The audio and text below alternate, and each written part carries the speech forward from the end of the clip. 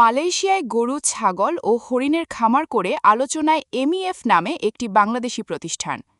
দেশের অভিজ্ঞতাকে কাজে লাগিয়ে মালয়েশিয়ার কুয়ালা সেলাঙ্গাল ও ক্লাং এ গড়ে তোলা হয়েছে দুটি খামার।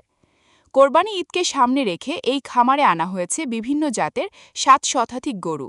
আমাদের এখানের গরুগুলো হচ্ছে দেখতে অনেক সুন্দর, এবং আমরা যখন থাইল্যান্ড থেকে কিনি তখন থাইল্যান্ডের ভালো ভালো ব্রিডের গরু, হাইব্রিডের গরু করে নিয়ে আসছি।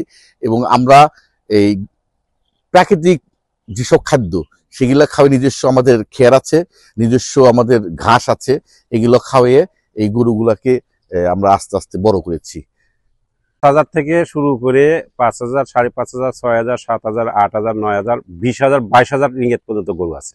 আমাদের এখানে দুধের গরু আছে, বাচ্চা প্রোডাকশন করার জন্য গরু আছে, বিভিন্ন ক্যাটাগরি গরু। আমরা শুধু এইটাই না, এরকম আরো 3টা ফার্ম আছে। 2টাতে, অন্য একটাতে আমাদের ফার্মে গরু আছে, ছাগল আছে, হরিণ আছে, মাছও আছে, মুরগি আছে। আর একটা ফার্মে শুধু মুরগি। এখানে বিভিন্ন জাতের গরু, বিশেষ করে আমরা ইনপুট করে থাকি থাইল্যান্ড থেকে। যোগাযোগ করে আসে, দেখে তাদের পছন্দ হলে পরে বুকিং দিয়ে যায়। ঈদের আগে আমরা গন্তব্যস্থলে আমরা পৌঁছে দিয়ে ওখান থেকে ক্যাশ অ্যান্ড ক্যারি আমরা ক্যাশ টাকা কালেকশন করে নিয়ে আসি।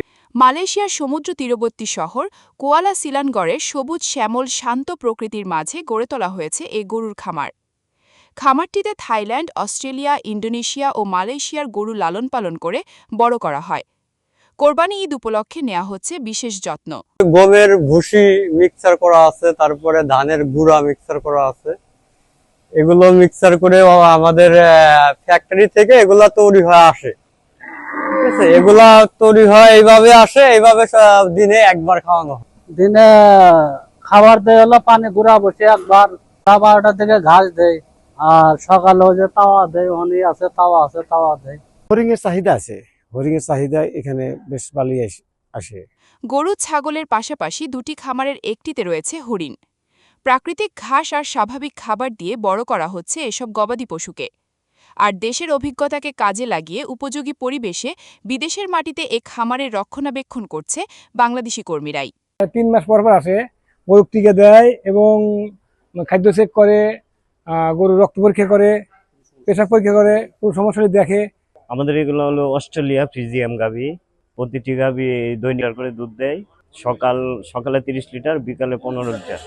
তাকে কাঁচা ঘাস খাওয়ালেও স্বাস্থ্য ভালো, দুধ দেয় বেশি, সেই জন্য বেড়ে নেওয়া যায়। প্রতি 6 মাসে গবাদি পশুর টিকা ও অন্যান্য সমস্যা পর্যবেক্ষণে আসে মালয়েশিয়া সরকারের নির্ধারিত পশু চিকিৎসক। আর বিদেশের মাটিতে বাংলাদেশিদের আধুনিক পদ্ধতিতে পরিচালিত এ ধরনের খামার প্রশংসা কুড়িয়েছে স্থানীয়দের।